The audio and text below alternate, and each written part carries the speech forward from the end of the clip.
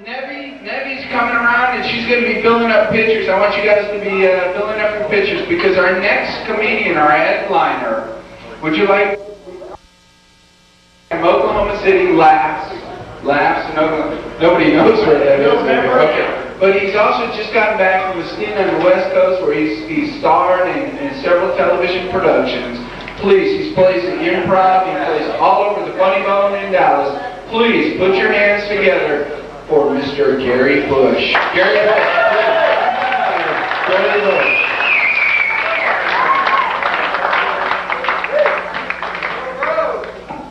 Thank you. Hi.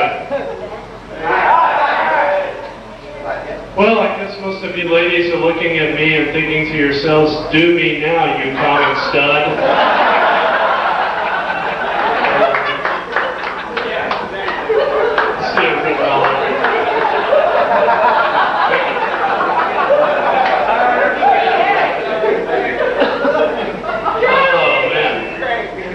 Particularly well with the women. A little footnote, I'm optimistic. It's a leap year. I'm planning on getting laid soon. Right on schedule, once every 4 years for the G-Man. Thanks a lot for that.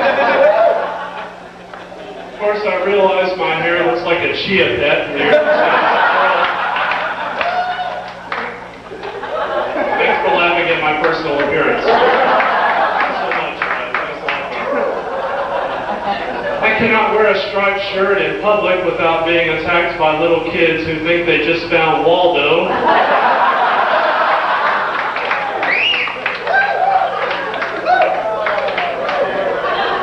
I guess what I'm trying to say, my point is, it's really tough to get laid when you look like a lab assistant in a Far Side cartoon.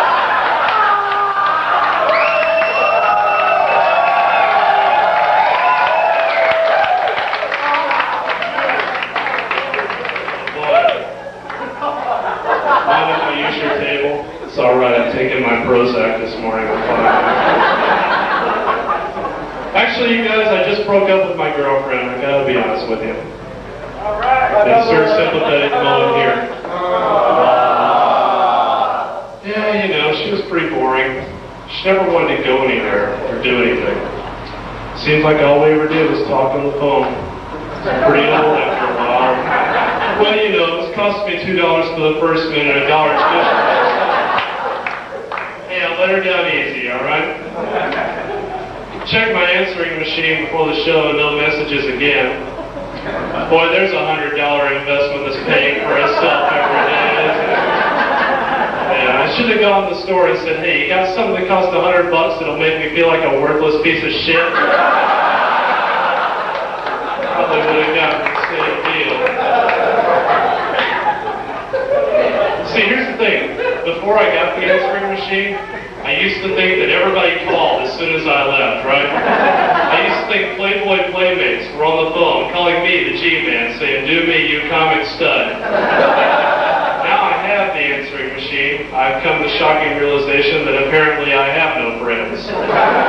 That's a good thing. Come home, little message counter's blinking 0 again, just taunting me, going, you have no friends. You have no life.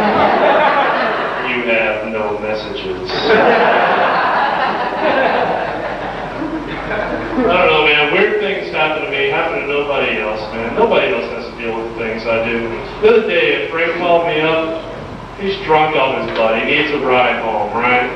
So I have to go pick him up. I have to go pick the guy up. I can't let him sit there. So I say, all right, where are you at? Oh, great. He's at the corner of Walk and Don't Walk.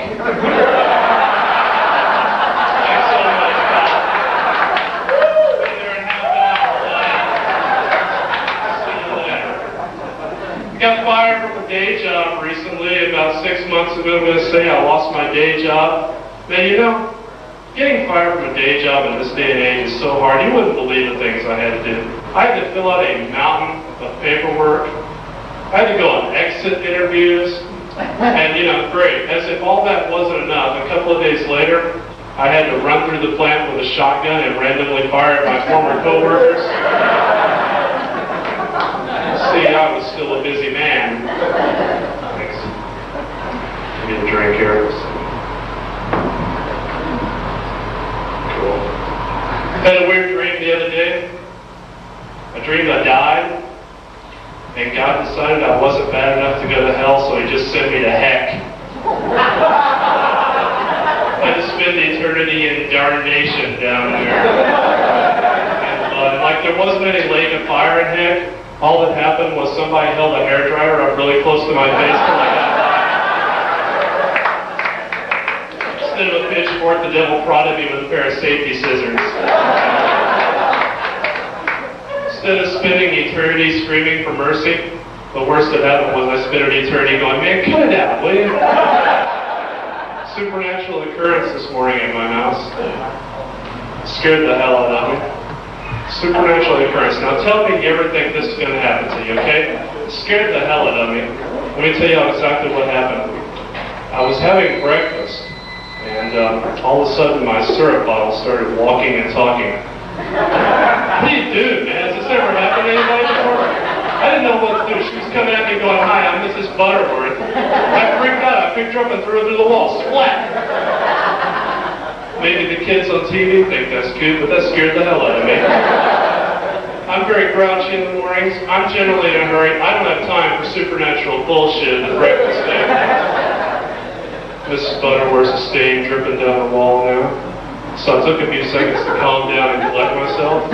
You know, you always think these things are going to happen to other people and never to you. I started getting all paranoid. They could be everywhere. The next stop was the refrigerator. I went looking for that little fat, puffy, white fucker that lives in the box. I found him too. He was there. I pulled him out. I said, you were trying to scare me, weren't you? He said, no, man, just put my stomach and I'll laugh. No, you were trying to scare me. See what happened to Butterworth? You want that to happen to you? He said, all right, man, be cool. Rolled him up in a ball and kicked his ass out of the house. Over the course of the next couple hours, you guys, I went around my house kicking some supernatural ass. I evicted little glove out of the hamburger helper box. I found a bear all snuggled up among the sheets in the dryer. I kicked the shit out of a little chuck wagon that was rolling across the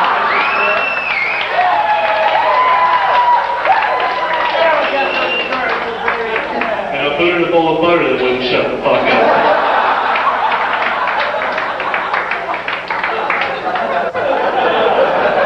True story too, by the way. Did I mention that to you guys?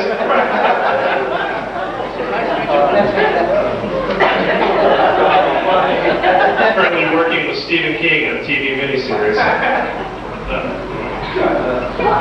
Oh man.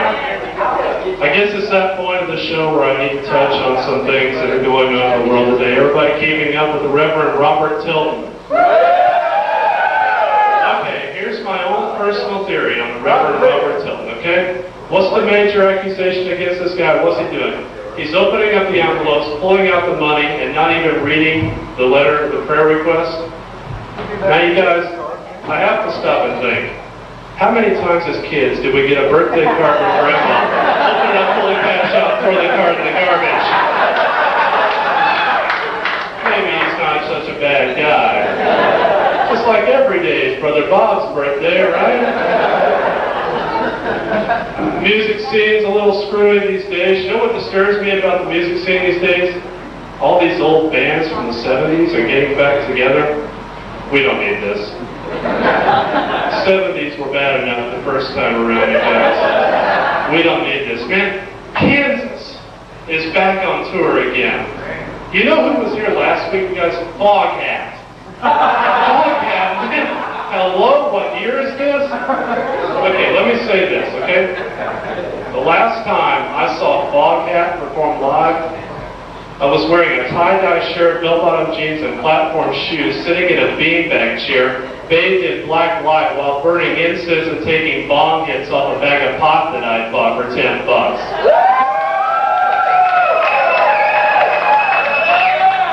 My pet rock was staring intensely at a lava lamp, and I had just turned off my 8-track tape player because Don Kirshner's Midnight Special was coming on TV, alright? As I recall, my mood ring turned black. going around.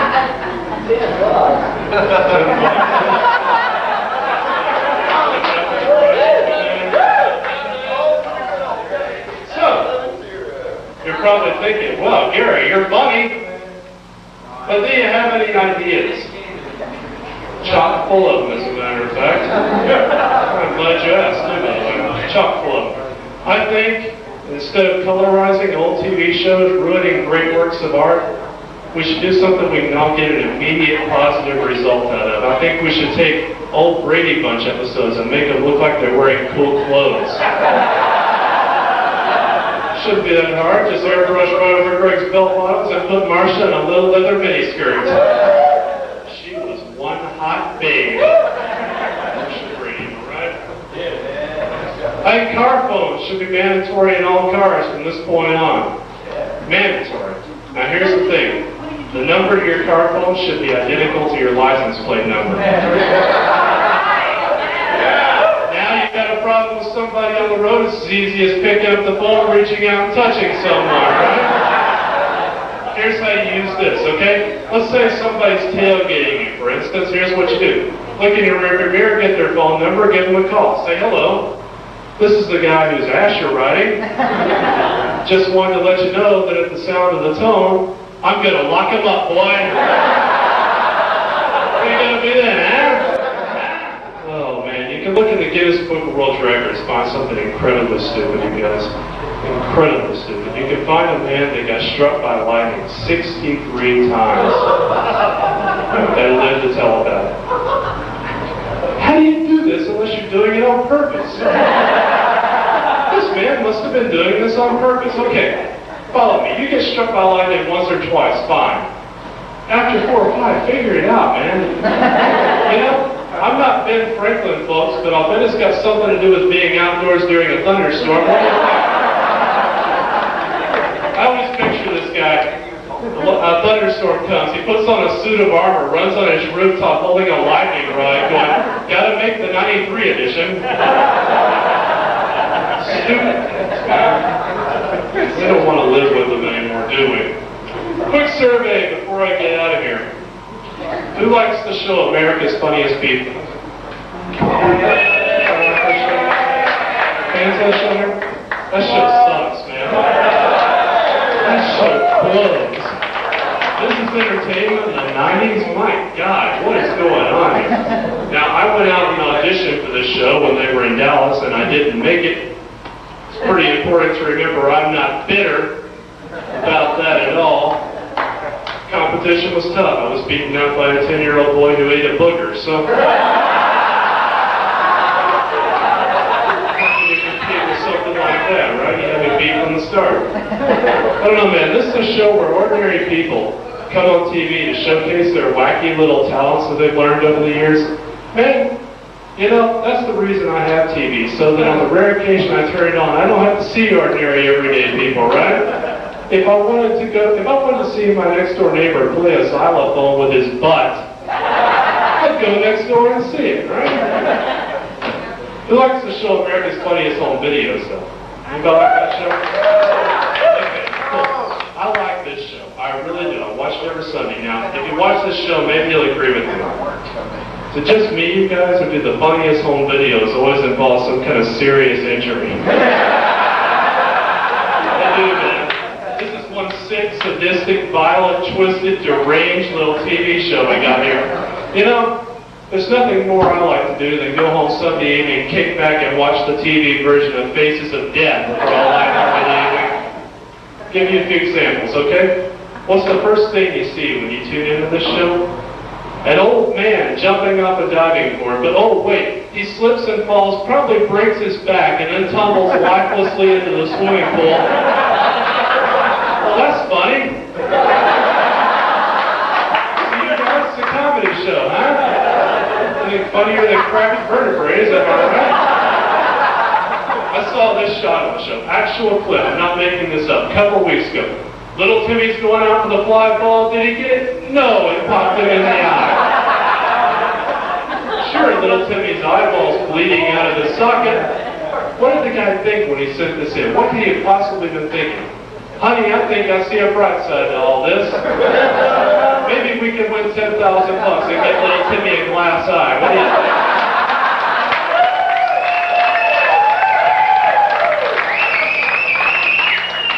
It gets better. Here's my favorite shot of the show, okay? If you watch the show, you see it. It's a classic. It pops up every couple of weeks in one form or another. Two men playing golf.